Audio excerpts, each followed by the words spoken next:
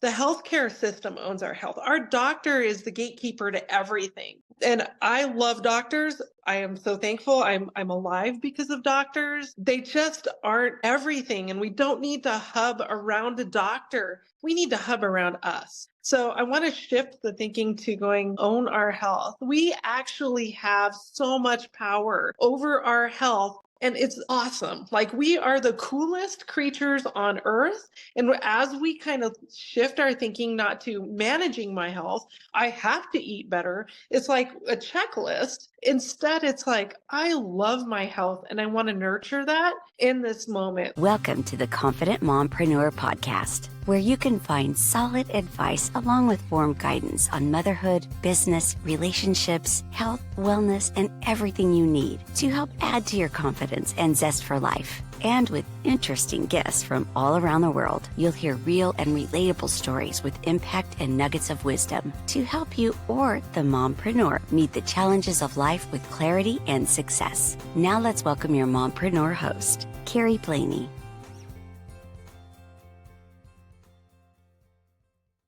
Well, welcome on today, Alice. I'm so excited to have you here. Thank you for having me. Yes, I was so excited when you said yes to coming on with me. I had the privilege of listening to her speak at a Connect to Women's conference in Cheyenne. It was, a couple months ago now, I guess. Yeah, I know, time flies. It seems like it was yesterday. It does seem like it was yesterday. But we had such a great time, and I loved everything that you had to talk about. And I'm so excited to kind of get to share you and all the amazing things that you do with our audience. So do you want to start us out by introducing yourself, a little bit about who you are, what you do, all of the things? Sure. I'm Alice Burron. I am a Wyomingite through and through. Born and raised in Laramie. I live in Cheyenne now. I have 4 kids, but they're adult kids, and they're now having kids. So I'm no longer in that, young kid phase of my life, but at the same time, boy, do I remember it. I'm having 4 kids and just don't get over that. So I actually have my master's degree from the University of Wyoming in exercise science, and then I have my doctorate in healthcare education and leadership from Nebraska Methodist College. And so what that really means is that I have been in this career 30 years, 30 years, trying to help understand really what is getting in the way of people's health and like fast track them to better as fast as I possibly can. So I've worked in the clinical setting as an exercise physiologist with people with heart disease and in cardiac rehab. And then learned so much there because they were my favorite, easiest people to work with because they were scared and ready to do something about it. I learned a lot because of that. And I've also been personal training my entire career. So I still have clients and I still love to work out with them in my cool gym here. And most of the time I lean towards a little bit older audience because I think, personal training client, because you just learn so much from them and they're so wise. And so I feel like I've just been sucking up their wisdom over the years. And then also working in healthcare. So I actually went to nursing school. I didn't find that to be my favorite place to be a nurse, but I learned a lot there too. And then now I'm actually working for health insurance, believe it or not, but in the area of trying to get people to be their healthiest so they don't cost health insurance. So people don't use it. I mean, they can use the good stuff and not have to use it for ailments. So all of that kind of leaves me here. Like right now I am, I guess, gelling everything I've learned over all these 30 years.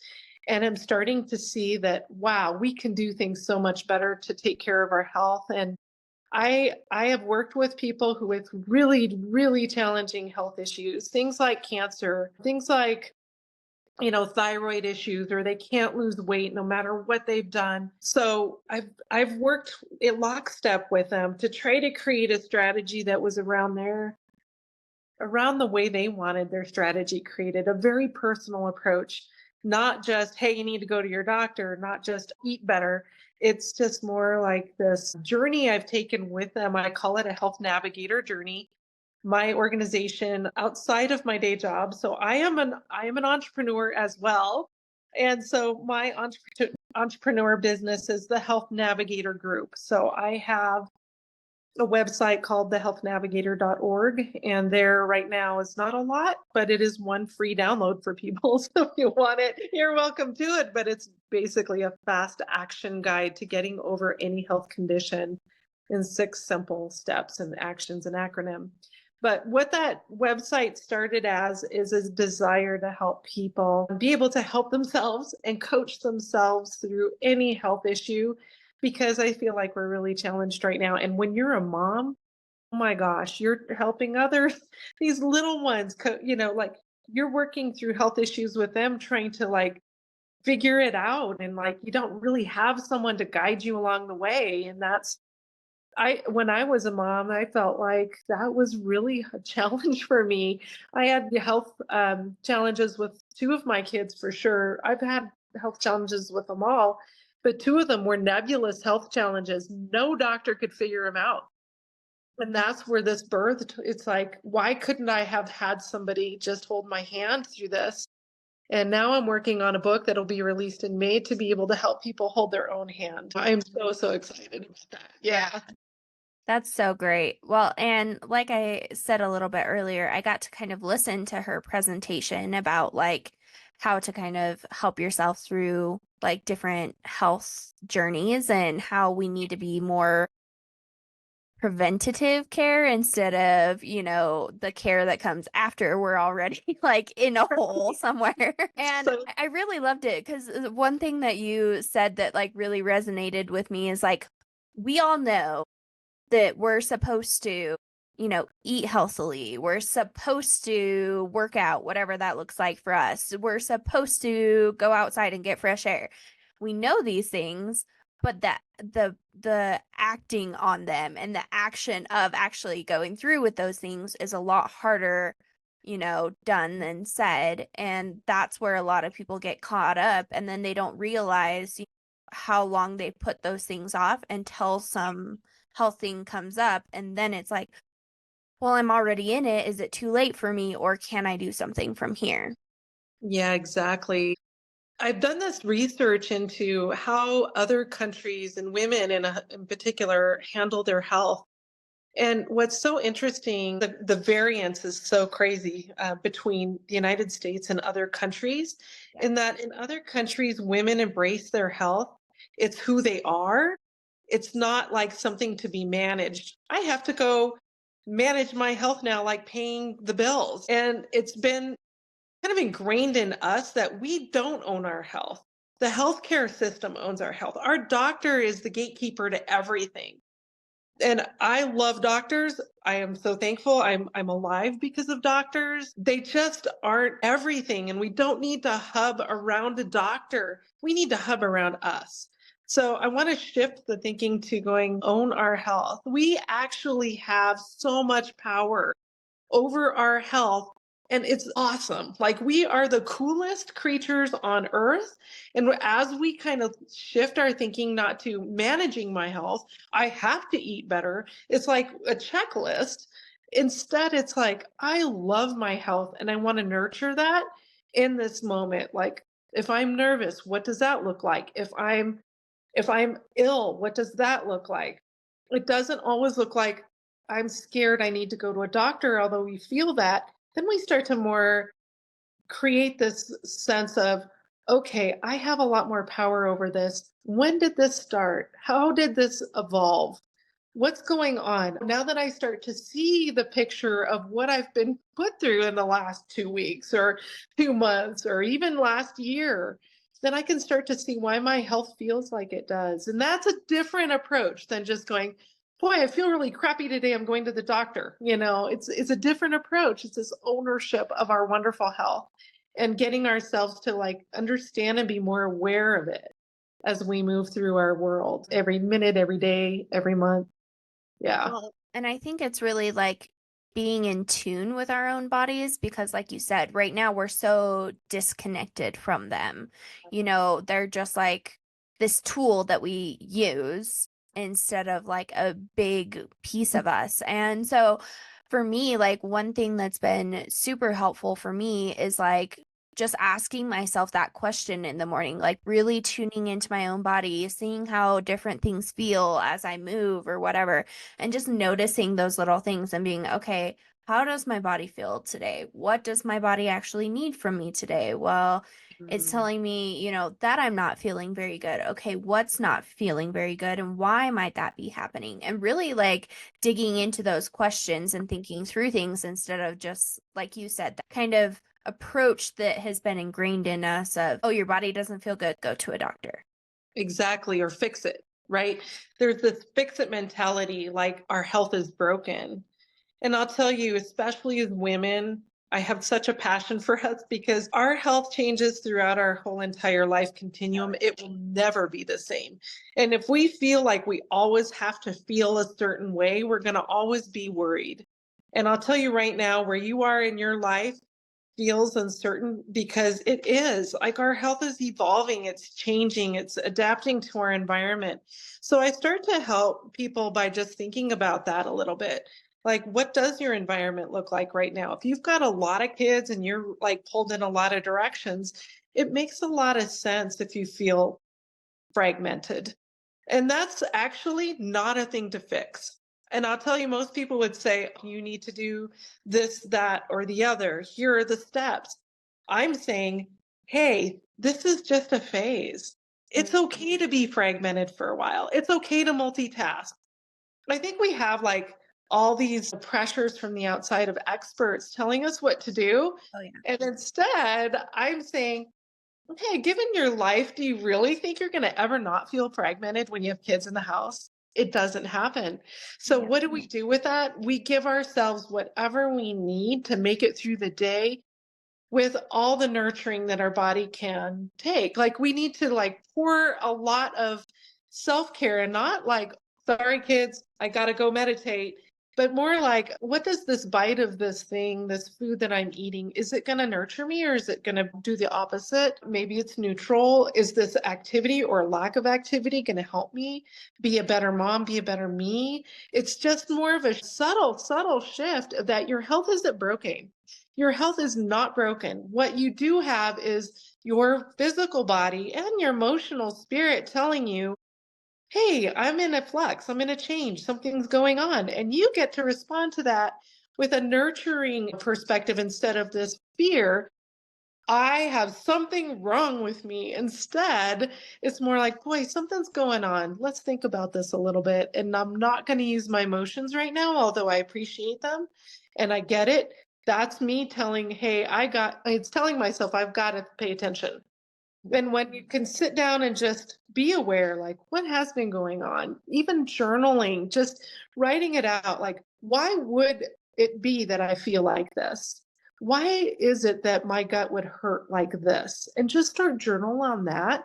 You'll start to see that your body has been through some stuff. Your Yeah, body's right. going through it. Your emotions are going through it. But as women, we have hormone cycles monthly, hourly, and then through the lifetime Yeah. continuum. And it's that needs to be factored in too, and not just fought like, oh, I hate PMS. Instead, it needs to be embraced. And I know that's easier said than done because Yep. you know, like from a high level here, I get it. There's just some rolling up the sleeves going, what does that look like for me? What does it look like when I'm struggling with my hormones for me? How can I help myself during this week feel loved and nurtured, or give my body what it needs, or take away something that it doesn't need? And just trying to tweak and modify in a loving way towards ourselves can change everything. Yeah, definitely. It's so funny, some of the things that you just said, because I was having these conversations with some of my girlfriends the other day. I do competitive powerlifting, and so we were at a powerlifting meet, and there was like a group of like 6 of us that we were all hanging out, and we're all like women between our like mid-20s and our 40s, right? So we're all at like completely different stages. Most of us have kids, we have spouses, whatever. And the men just like walk in, do their normal thing, and walk away, and it's the same as they've always done. And then like 2 of us ended up like, starting our periods like as we were at the meet. And then we kind of already knew it was coming because like our weights weren't moving like they normally move. And like it was like this whole thing, and we're like, it is so unfair that a man just like walks in and it's the same every day, all the time, no matter what. And then we have to like go through all these changes, and like, we could do all this training for 6 months, and then the day of, something in our hormones change and it's not going to look the same as it should have. I feel that unfairness for sure. But I'll tell you, as I've grown older, and now I'm like postmenopausal, which is so weird because all my life I've just felt like I was just made to be, you know, creating life. And now I'm not able to create life. Such an interesting shift. And by the way, there's some really neat books from older women looking back. I'm reading one called Haggitude, which is just the most amazing book ever. But it's kind of a folklore of how other cultures, especially in Europe and in Ireland, look at aging and aged women. You look at that and from my perspective, I'm just going into the hag. You're still in this fertile, beautiful phase, but what if we could see it from that, you know, okay, maybe a hag is a bad word, but the truth is like you're just getting wiser each and every day in a way that a man could never experience. Although it is fluctuating, everything changes and cycles.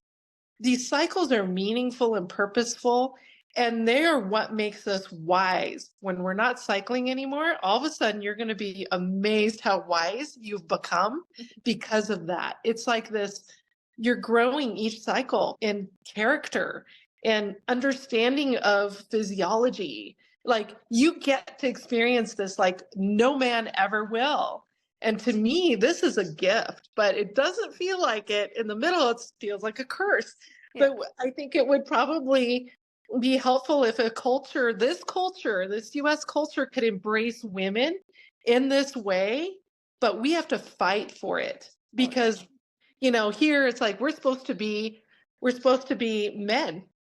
We're living in a man's world. I mean, we really are still today, especially, in terms of like I work in corporate. That feels like I work in a man's world. They don't understand things like hot flashes. They don't understand things like I'm having a bad day, with my period and my hormones are all over the place. They don't get it.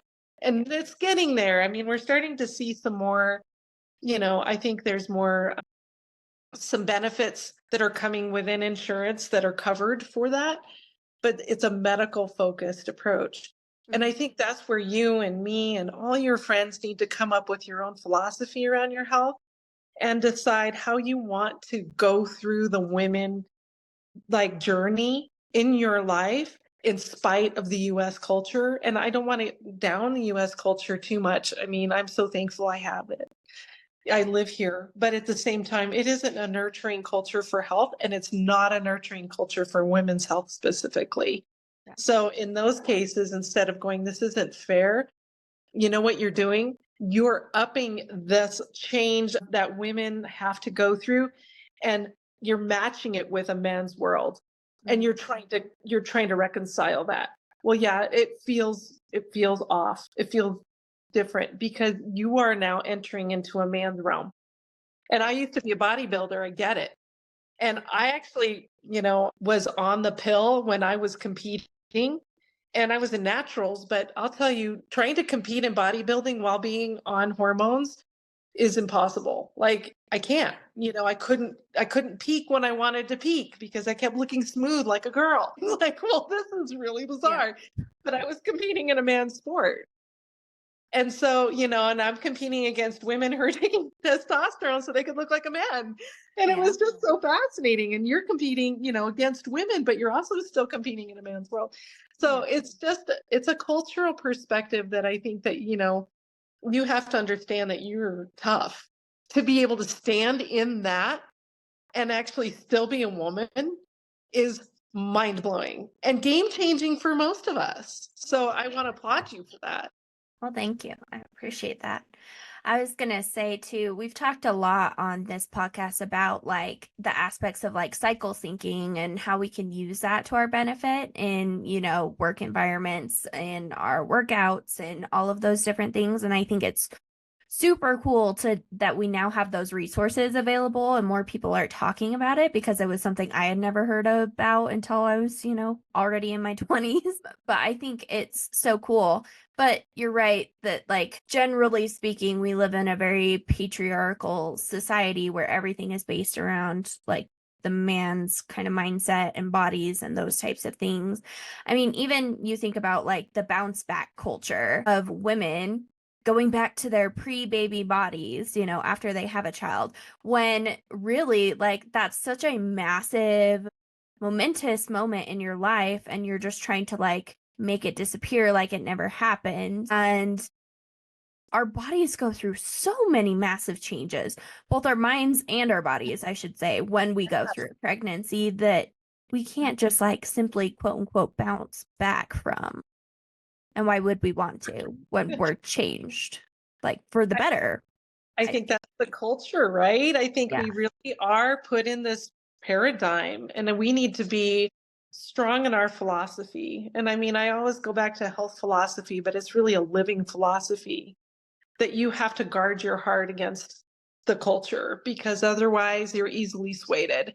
And this is why diet fads are a thing. This is why you're right, like the bounce back body, that's Hollywood. That's not real.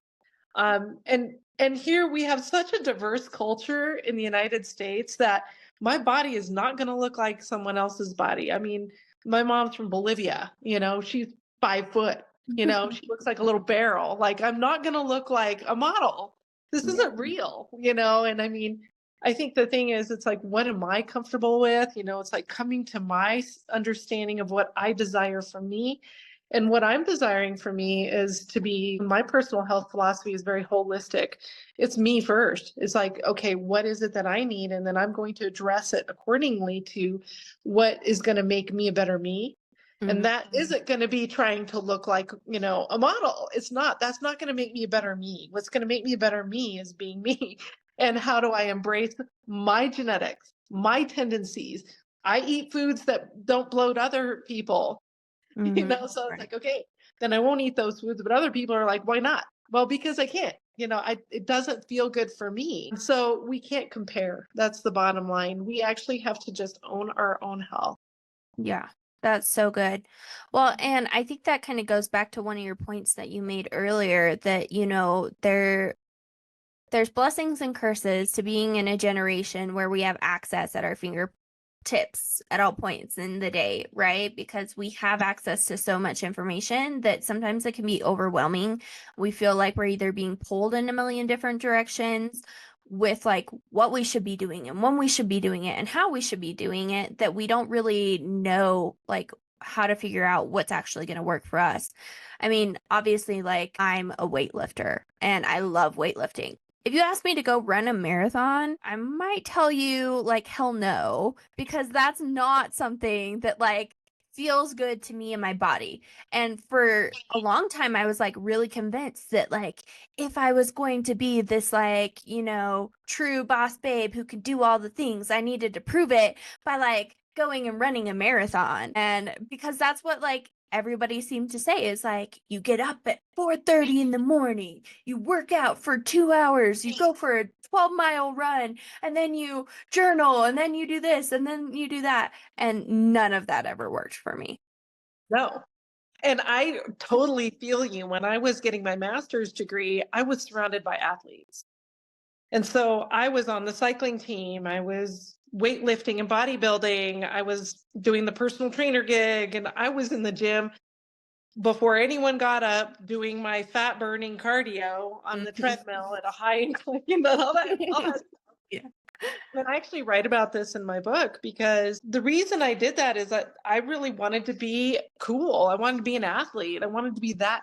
And it wasn't that I wasn't, bad at it. I wasn't going to be a star athlete in bodybuilding. I never was. I'm an ectomorph. Like, no, ectomorphs don't make great bodybuilders. Nobody told me this. And additionally, I loved to run. So when you're running a bodybuilding, they don't go well together. They don't, because you're telling your body to do two competing things. And so when I finally realized, it was probably the last year of my grad program, I'm not doing this anymore. I'm going to do what feels good for me. It changed everything. I felt stronger. I felt like my brain even felt better. Like I could actually think better. The foods I was eating, I mean, I was doing stupid low carb so that I could cut, and I was like, I had such low carbs in my diet before competitions that it was like, I was not fun to be around. But not only that, I didn't even know my name, but I looked great. So, I mean, it was a ridiculous kind of system, but I learned so much. And the fact is, it's like, you are so right. You get to choose what is something that drives not just your body, your heart. If you want to be a bodybuilder, if you want to be a weightlifter, if you want to be a runner, that's all great. There's so many resources for you, but you can't be everything. You can't. You've got to decide what you want to be in you and be able to enhance that and actually like surround yourself with support to do that thing. If you're being pushed to be all end all athlete and you're not in the Olympics and you're not going to be in the Olympics, or you're not a high level athlete, you're not a professional athlete, then what are you doing? It's like, no, you know what you are? You're an athlete and a mom. You're an athlete and an amazing human and friend and spouse and whatever your life holds. And it's your life, and it's not going to ever look like anybody else's. And that's the thing that we need to start evoking from us. And that's what the book is about. You get to form your own life journey and handle your health your way. It's a personalized approach. It's not, hey, you need to try this diet. And I have people emailing me all the time. Hey, what about this? Hey, what about that? And I'm just like, well, that's a very interesting diet. Here's the method to think through that. And so I always give them, the questions. It's like, okay, what am I trying to gain out of this? What are the risks? How much is it going to cost? Do I want to commit to this? Where does it fit in my overall strategy with my health? And once they start to do all of that, they're like, yeah, I don't want this. But our emotions are so deceiving sometimes. It's like, okay, I want this because I want to be that. No, you want to be the best you. And it's just like, you have to retrain the way you think. We're not taught this as kids. No. Well, and like you said, it's a holistic approach to it instead of it being very separate, like your health is very separate from the rest of your life. It's like, how can I integrate it into my life? For me, a big part of why I chose to get into lifting was because I recognized not only like the physical health benefits, but the mental health benefits that I was having. Like, I am such a better mom when I'm able to go and get out like all of that and anxiety and all of the other, things that are going on in that focused, good way. And also, like, it's teaching my son really good lessons. He goes to the gym with me at least once a week, and he gets to see that, I'm prioritizing that time for myself. And then it gives him permission to do it as he gets older and, find sports that he loves. And, so it's really just like ingrained in my life so much. It doesn't feel separate when at different points during my life, I had felt like it was a forced decision for me instead of part of like my whole life plan. You know what I mean? I love that.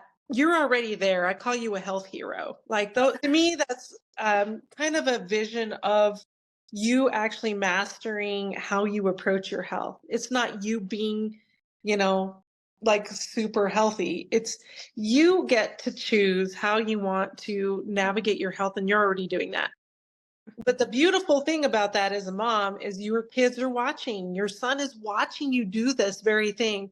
My kids got to watch this kind of play out because I created this as I was growing through motherhood. And then when they had health challenges, I actually got a chance to really refine it, because at those moments in time where doctors were saying, I don't know what to do with your kid and he needs to go to school. It's like, no, he can't go to school. I know this as a mom. Something's wrong, and you're not finding it doesn't mean that there's nothing wrong. And kind of going, okay, let's talk about this together and work through this whole entire process together. And let's create a plan together. You have options, and when I did that with my kids, I could watch how it just like all of a sudden, especially boys, was really interesting to see how they were like, wait, I don't have to be told what to do. I actually have a part in this. And that's kind of what we do when we're showing kids, us being active and going outside and walking or whatever we do in the mornings and lifting or in the afternoons. We're showing our kids how to do this through action, but what they're seeing out in the world and the culture is telling them what to do with words.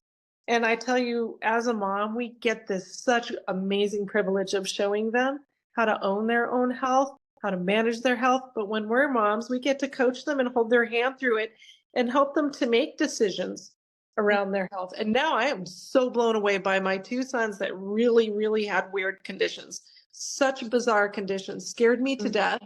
Nobody knew what to do with them, took them to all the specialists in the world. Well, it felt like it.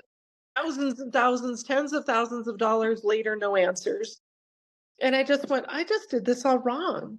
I like totally did this all wrong. Like, why did I go think doctors were going to be the answer? The answer was within them.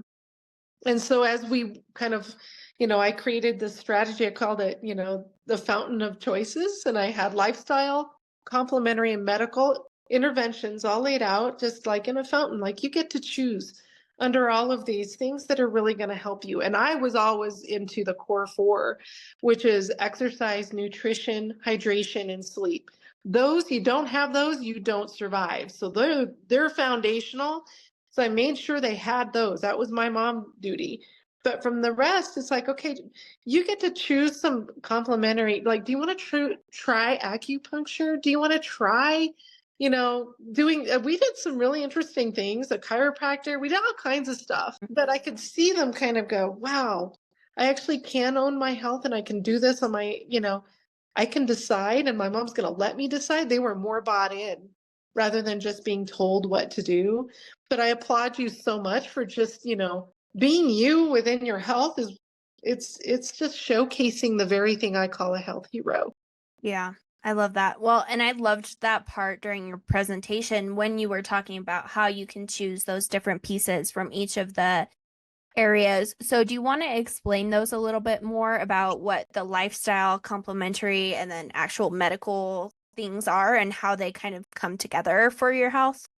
Yeah, absolutely. And thanks for asking because that's kind of the next step, right? It's like once we start to be more self-aware and then we notice some things are off, now what? Right? Now what? And there's a whole lot that happens like in the book, kind of like takes that person through that journey that makes it very seamless, but I'm going to be a bit choppy and just skip a couple chapters straight to lifestyle, complementary, and medical interventions. So first off, if you're undergoing any kind of health issue, you're feeling off, your kids are not doing well, there's something going on, can I just tell you that healing is happening every single moment of the day in us? All we need to do is enhance that and get some momentum behind it because we're healing this very moment. When you're a weightlifter and you break down that muscle, you're repairing immediately afterwards. It's innate in us. All we need to do is tap into that. What body's like from a physiologist, right? I'm a physiologist by background.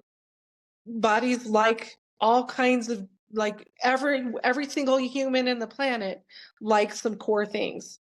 Okay, I talked about the core four, but we also need nutrients. We also need, we need movement. It can be so many different types and it's so personal what we need in the moment. So just keeping those in mind, there's other lifestyle things we can do. So as you mentioned a while back, like our emotions are tied into our physical being, like you can't separate them. So that self-awareness, what is going on in my emotions? What's really happening? Could that be translating into something physical? Those are just questions to kind of evoke some thought. And then saying, all right, well, what can I do that might be a little different to try? That doesn't cost any money, that I can do, that I can manage, that it isn't going to be too much commitment. And just put those down, write those down. Let me give you some examples. A lot of people practice deep breathing exercises, journaling.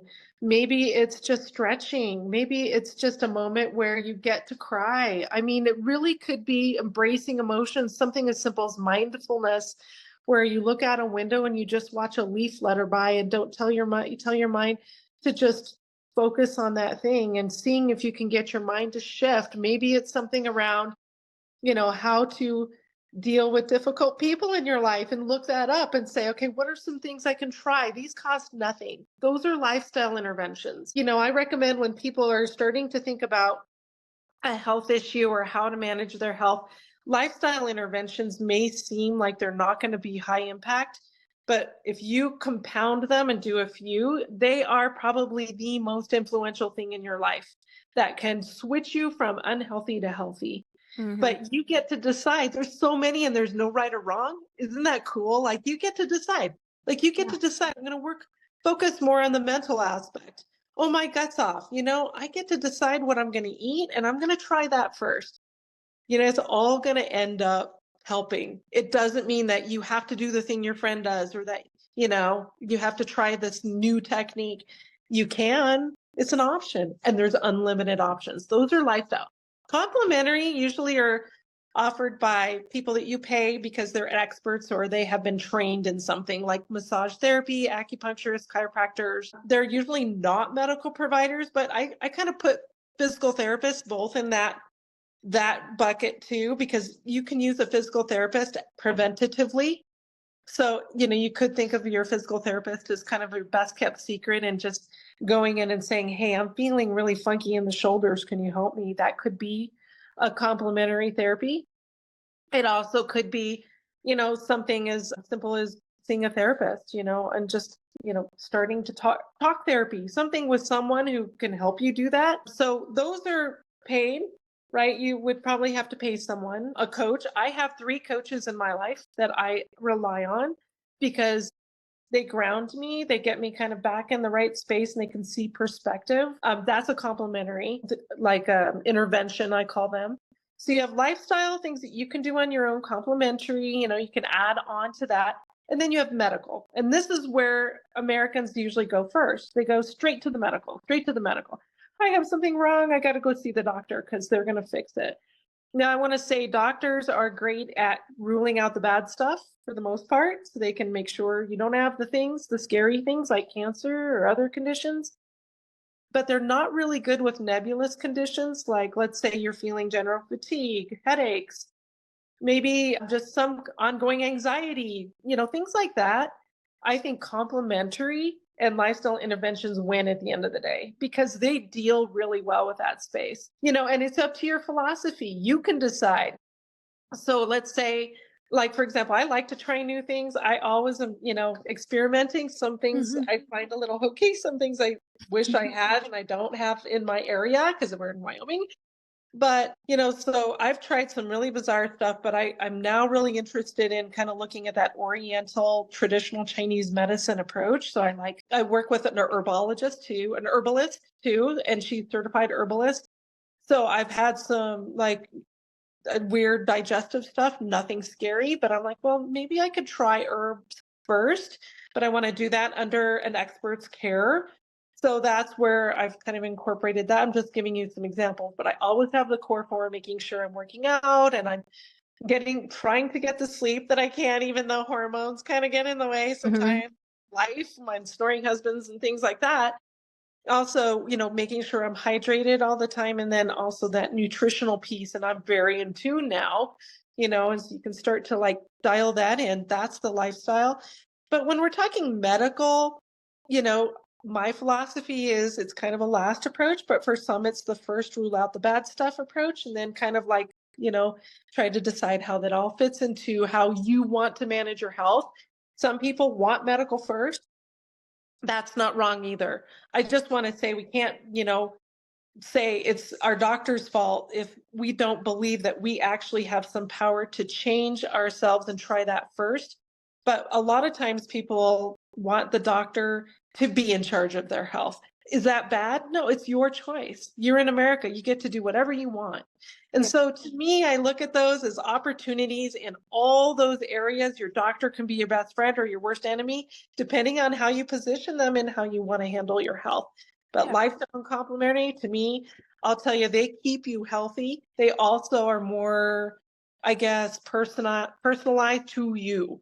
So you get to kind of tweak and modify them, your personality, to your overall state of health. So I hope that helps and it wasn't too much. No, that was great. I was just going to say it.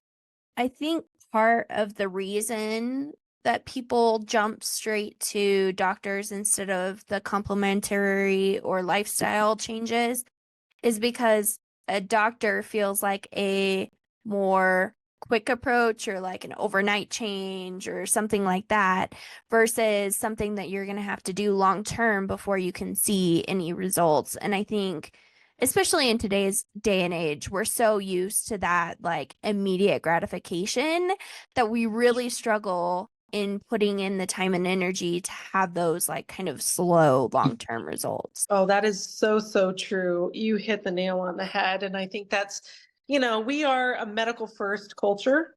Medical system really rules here.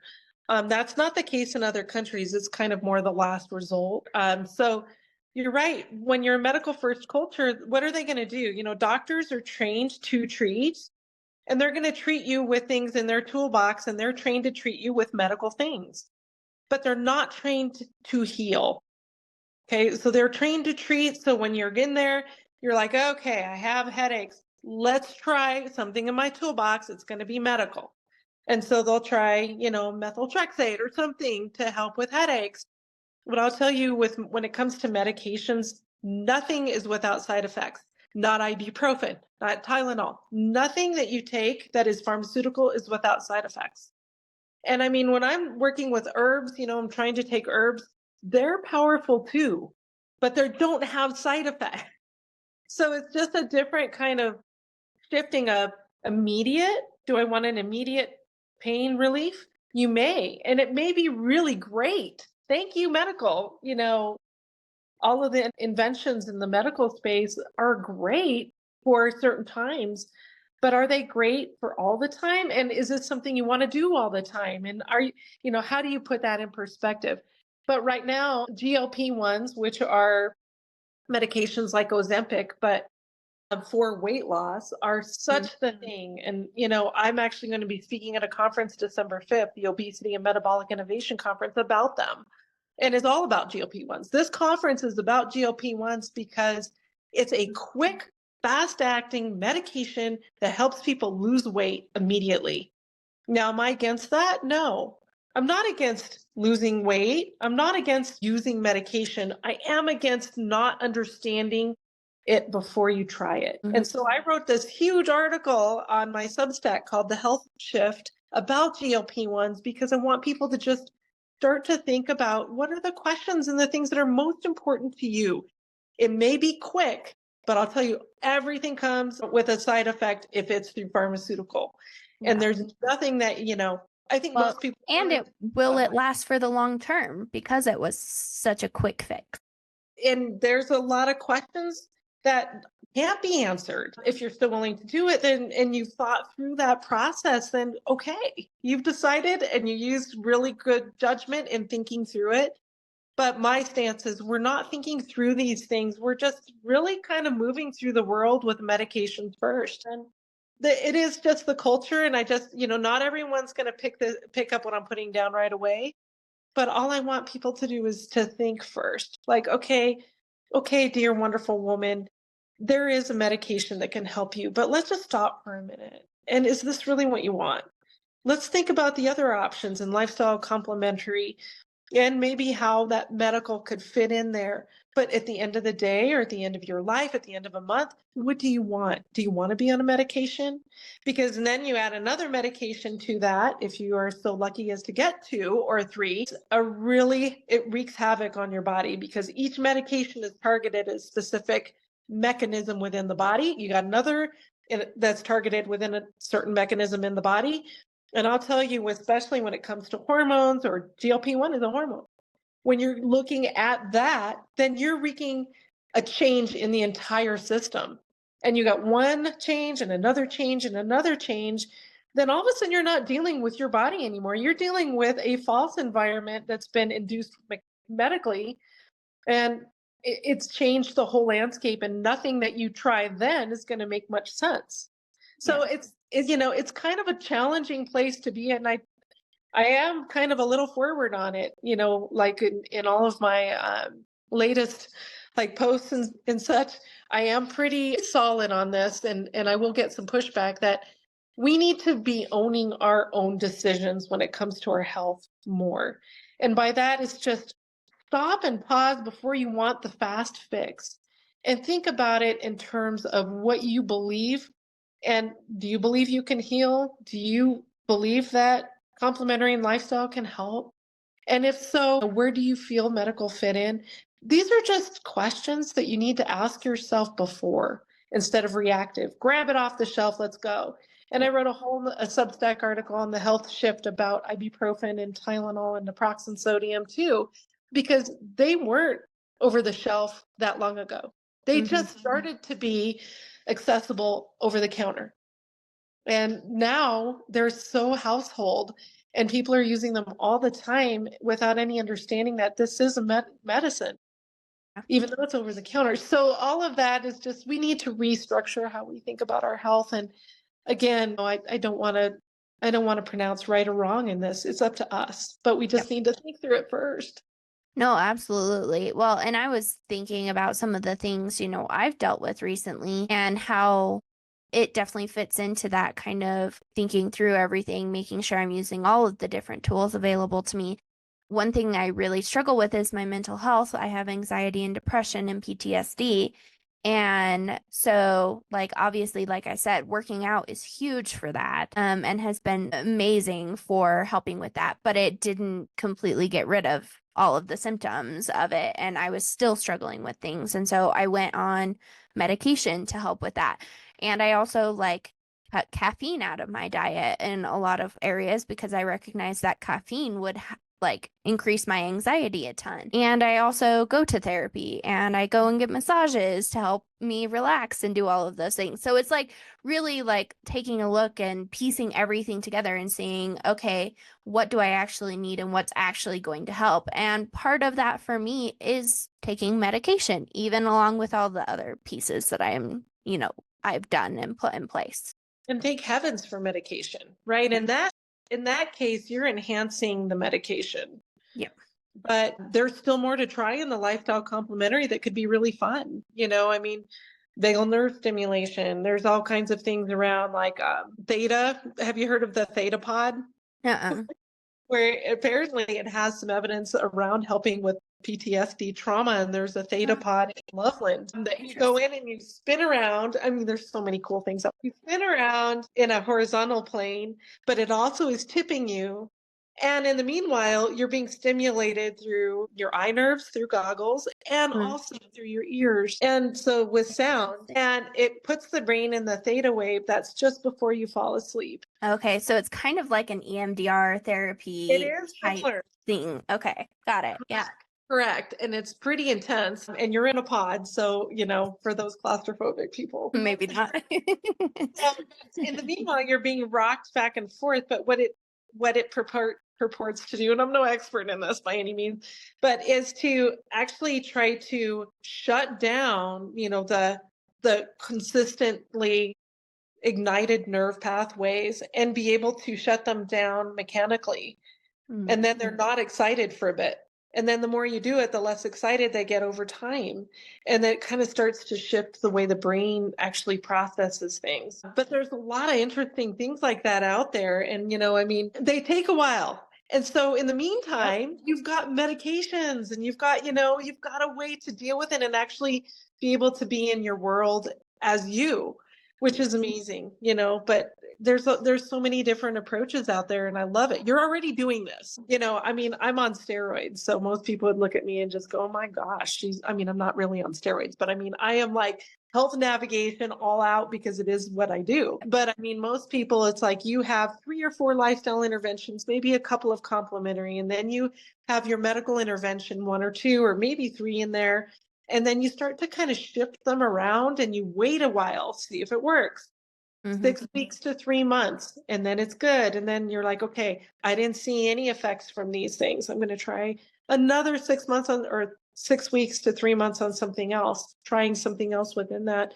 And then creating and establishing this kind of pattern of just, healing. And then you get to actually see it because you're tracking it, but you're knowing yourself all along. And you're like, wow, I didn't know my body did that. Yeah, And you right. become like the scientist of you, which is so bizarre. Like, I'll tell you, I've learned so much about myself, by doing all of this. It's like, I did not know this was how I was, but guess what? You're a woman, it'll change. It's true.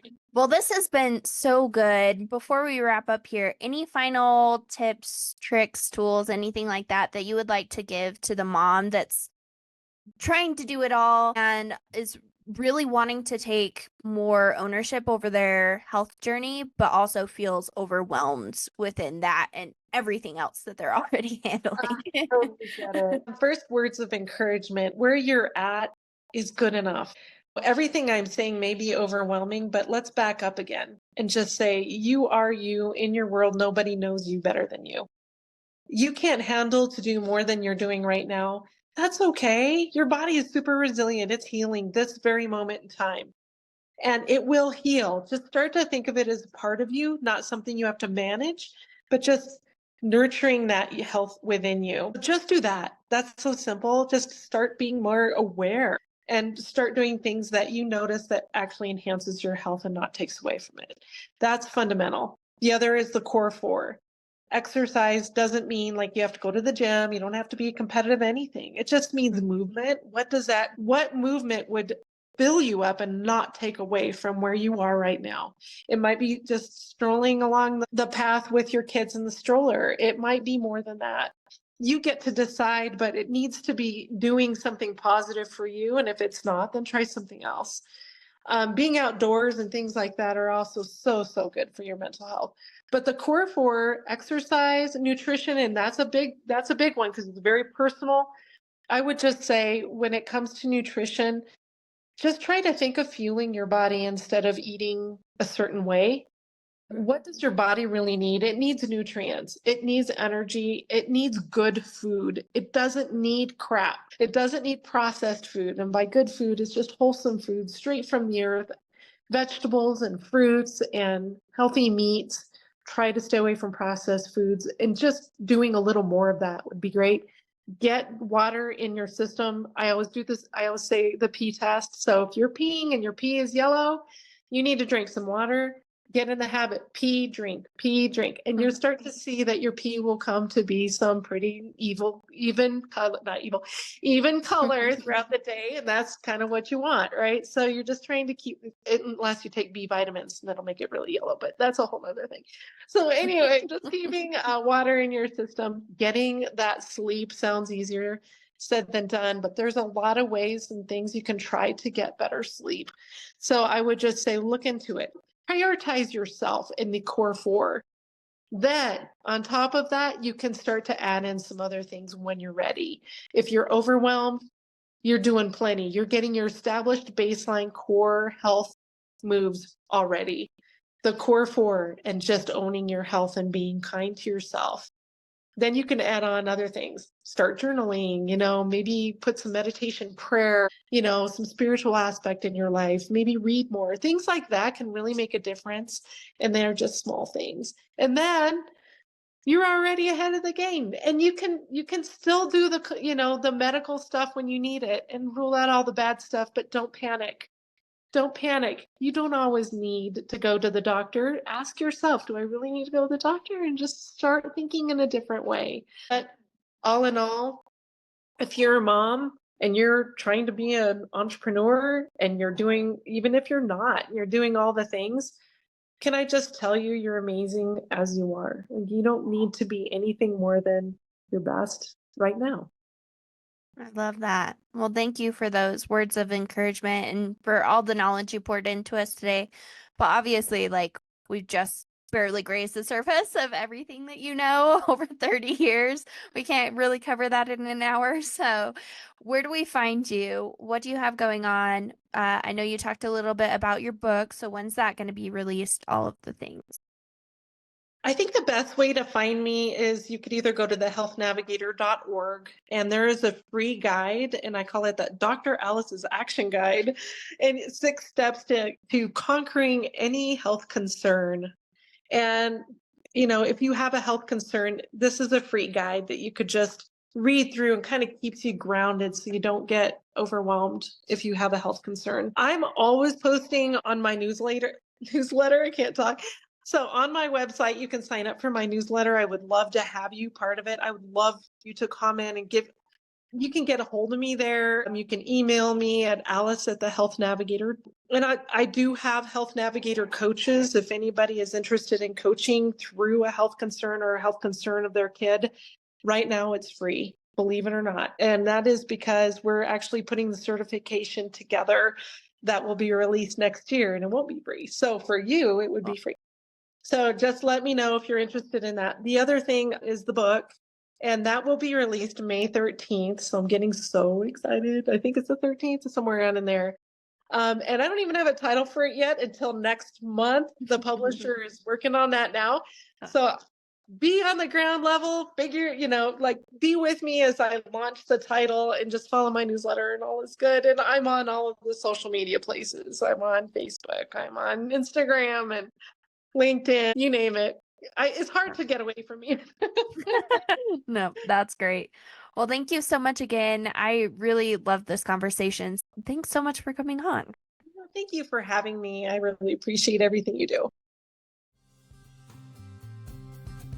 Thank you for joining us today on the Mompreneur podcast. And if you like this episode as much as we did, give us a follow so we can invite you back every Wednesday. And of course, share it on all your socials. Being a confident mompreneur means uncovering your strengths and struggles so you can dive in and learn how your next steps could be your greatest.